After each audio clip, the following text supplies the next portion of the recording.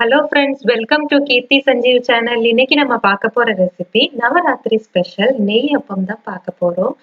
நல்ல குண்டு குண்டா உள்ள பஞ்சு மாதிரி சாஃப்டான ரொம்ப டேஸ்டியான நெய் அப்பம் எப்படி பண்ணலாம்னு பார்க்கலாம். இதுக்கு 2 கப் பச்சரிசி எடுத்துக்கோங்க. அதை 2 தடவை தண்ணி ஊற்றி நல்லா வாஷ் பண்ணிக்கோங்க. இப்போ தண்ணி ஊற்றி இதை ஒரு 5 மணி நேரத்துக்கு ஊற வச்சிடலாம். அரிசி 5 மணி நேரத்துக்கு ஊறினாதான் மாவு நல்லா அரைப்படும். இப்போ 2 கப் பச்சரிசிக்கு நான் இந்த சைஸ் அளவுக்கு மண்டை வெல்லம் எடுத்திருக்கேன். இதை இப்போ நம்ம பொடிச்சு எடுத்துடலாம். இப்போ பொடிச்ச வெல்லத்தை நம்ம இன்னொரு பாத்திரத்தில் மாற்றிடலாம். இதில் 1/4 கிளாஸ் தண்ணி ஊற்றிக்கோங்க. இப்போ இதை நம்ம வெல்லக்கரசில் ரெடி பண்ணிக்கலாம். இதுக்கு பாகு பதம் எதுவுமே தேவையில்லை, ஜஸ்ட் வெல்லம் கரைஞ்சாலே போதும். இப்போ வெல்லத்தை நம்ம வடிகட்டி எடுத்துடலாம். இப்போ இந்த வெல்லக்கரசலை நல்லா ஆற வச்சுக்கலாம். இந்த வெல்லக்கரசலை விட்டு தான் நம்ம மாவு அரைக்க போகிறோம். இப்போ அரிசி ஊறிடுச்சு. இதை இப்போ நம்ம மிக்சி ஜாரில் சேர்த்து இது கூடயே 2 பழுத்த வாழைப்பழம் சேர்த்துக்கோங்க. பெரிய வாழைப்பழம்னா 1 வாழைப்பழம் எடுத்துக்கோங்க, மீடியம் சைஸ்னா 2 சேர்த்துக்கோங்க. இப்போ இதோடைய ஏலக்காய், நம்ம ரெடி பண்ணி வச்சிருக்கிற வெல்லக்கரசலை இதில் சேர்த்து தண்ணி எதுவும் ஊற்றாம அரைச்சிக்கோங்க. இப்போ மாவு இந்த அளவுக்கு கொரகொரப்பா அரைச்சி எடுத்துக்கலாம். இப்போ இதை நம்ம பவுலில் மாற்றிடலாம்.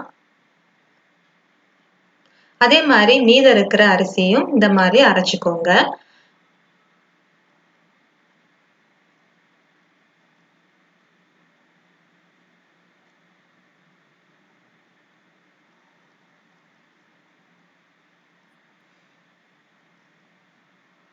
இப்போ இது எல்லாத்தையும் நல்லா ஒன்றா கலந்துடலாம்.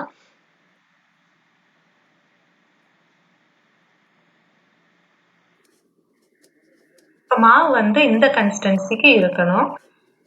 இப்போ இதை நம்ம 5 மணி நேரத்துக்கு இந்த மாவை புளிக்க வைக்க போகிறோம். 5 மணி நேரம் ஆயிடுச்சு. மாவு நல்லா புளிச்சு வந்திருக்கு. அதோட இந்த அளவுக்கு நல்லா கெட்டியாயிருக்கு. இப்போ இதில் நம்ம நெய்யில் வறுத்த தேங்காய் பல்லும் எள்ளும் இதில் சேர்த்துக்கலாம். அதுக்கு ஒரு தாளிப்பு கரண்டி எடுத்துக்கோங்க. அதில் 1 டீஸ்பூன் நெய் ஊற்றிக்கோங்க. நெய் சூடானதும் பொடியாக நறுக்கின தேங்காய் பல்லையும் சேர்த்து அதோட கூடயே 1 டீஸ்பூன் வெள்ளை எள்ளும் சேர்த்துக்கோங்க. வெள்ளை எள்ளுக்கு பதிலாக நீங்கள் கருப்பெல்லும் சேர்த்துக்கலாம்.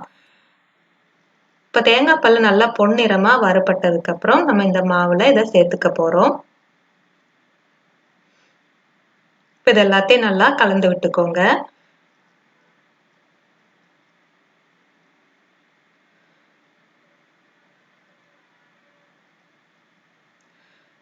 இப்போ பணியாரக்கல் அடுப்பில் வச்சுருக்கேன். அதில் எல்லாத்துலேயும் கொஞ்சமாக நெய் விட்டுக்கலாம். நீங்கள் நெய்க்கு பதிலாக சாதா எண்ணெயை இதில் சேர்த்துக்கலாம். நான் நெய்யை பண்ணுறதுனால நான் நெய்யிலே பண்ண போகிறேன். இப்போ இதில் 3/4 அளவுக்கு மாவு ஊற்றிக்கோங்க. ஸ்டவ் மீடியம் ஃப்ளேமில் வச்சு இதை குக் பண்ணிக்கோங்க. ஏன்னா வெல்லம் சேர்த்துருக்கிறதுனால நம்ம பணியாரம் சீக்கிரமாக கருகிடும். ஸோ மீடியம் ஃப்ளேமில் வச்சு குக் பண்ணிக்கோங்க. இந்த மாதிரி லைட்டாக மாவு மேலே இருக்கும் போதே இந்த பணியாரத்தை திருப்பி போட்டுக்கோங்க. அப்படின்னா தான் 2 சைடும் நல்லா பந்து மாதிரி வரும்.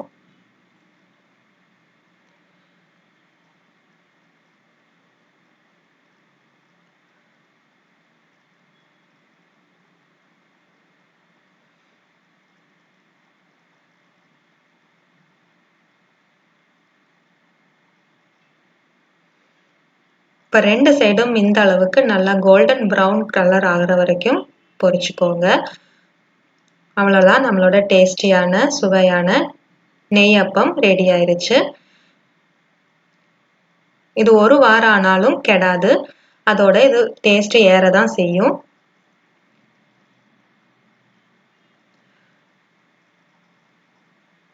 இப்போ அவ்வளோதான், நம்மளோட சாஃப்டான சூப்பரான நெய் அப்பம் ரெடி ஆயிடுச்சு. இந்த நவராத்திரிக்கு இதே மாதிரி நீங்களும் உங்கள் வீட்டில் செஞ்சு பாருங்க. அடுத்து நம்ம பார்க்க போகிற ரெசிபி மசாலா கொண்டைக்கடலை சுண்டல். இதுக்கு ஒரு வித்தியாசமான ஒரு மசாலா ரெடி பண்ணலாம். அதுக்கு முதல்ல 200 கிராம் கொண்டக்கடலையை 6 மணி நேரத்துக்கு ஊற வச்சிருக்கேன். இதை இப்போ நம்ம குக்கர்ல சேர்த்து கொஞ்சமா உப்பு சேர்த்து தண்ணி ஊற்றி வேக வச்சு எடுத்துடலாம். 5ல இருந்து 6 விசில் விட்டு வேக வச்சு எடுத்துக்கோங்க. இப்போ அது கொண்டக்கடலை வேகிற நேரத்தில் நம்ம ஒரு மசாலா ரெடி பண்ணிக்கலாம். அதுக்கு ஒரு கடாயில் 1.5 டீஸ்பூன் வெள்ளை எள்ளு சேர்த்துக்கோங்க. வெள்ளை எள்ளுக்கு பதிலாக நீங்கள் கடலைப்பருப்பும் கூட இதில் சேர்த்துக்கலாம். ஆனால் எள்ளு சேர்த்தோன்னா நல்ல வாசனையாக இருக்கும். இப்போ எள்ளு வந்து லைட்டாக கலர் சேஞ்ச் ஆகிற வரைக்கும் வறுத்துக்கோங்க. இப்போ இது இன்னொரு பிளேட்டில் மாற்றி ஆற வச்சிடலாம்.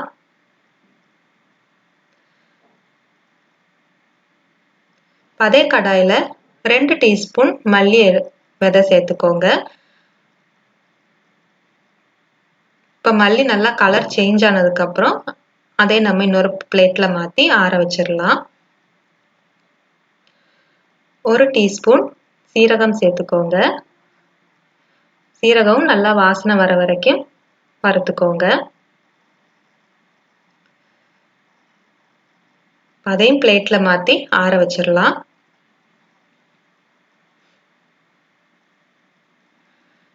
இப்போ இது கூடயே 6 காஞ்ச மிளகாய் சேர்த்துருக்கேன். அதையும் நல்லா வறுத்துக்கோங்க.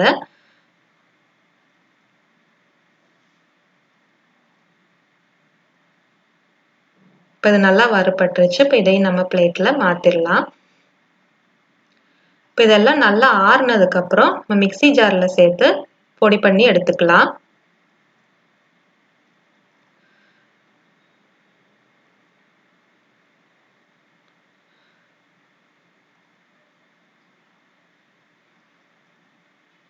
இப்போ இந்த அளவுக்கு நல்லா பவுடராக அரைச்சிக்கோங்க.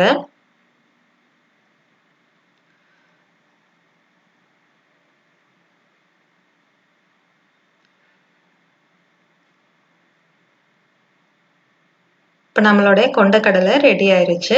வெந்துருச்சான்னு பார்க்கலாம். இந்த அளவுக்கு மசிஞ்சு வெந்திருக்கணும்.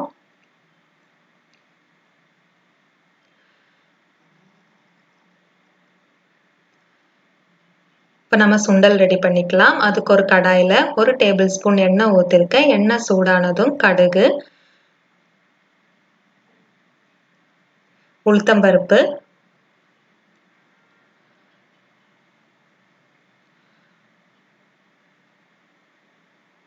ஒரு காஞ்ச மிளகாய், கொஞ்சமாக கருவேப்பிலை, இது எல்லாத்தையும் நல்லா மிக்ஸ் பண்ணிக்கோங்க. இப்போ நம்ம வேக வச்சிருக்கிற கொண்டக்கடலை இதில் சேர்த்துடலாம். இப்போ இதே நல்லா மிக்ஸ் பண்ணிக்கோங்க. இப்போ இதில் நம்ம அரைச்சி வச்சிருக்கிற மசாலா பவுடரை இதில் சேர்த்துக்க போகிறோம். ஒரு 2 டீஸ்பூன் சேர்த்துக்கோங்க. அதோட இதுக்கு தேவையான அளவு உப்பும் சேர்த்துக்கோங்க. இப்போ இதில் எல்லாத்தையும் நல்லா மிக்ஸ் பண்ணிக்கலாம். மசாலா பவுடர் வந்து நம்ம எவ்வளோ எடுத்திருக்கோமோ அந்த அளவுக்கு, கொண்டக்கடலை எவ்வளோ எடுத்திருக்கோமோ அந்த அளவுக்கு பார்த்து சேர்த்துக்கோங்க. இப்போ இதில் கொஞ்சமாக 2 டேபிள் ஸ்பூன் தேங்காய் துருவலையும் சேர்த்து அவ்வளோதான், நம்மளோட மசாலா கொண்டக்கடலை சுண்டல் ரெடி ஆயிருச்சு.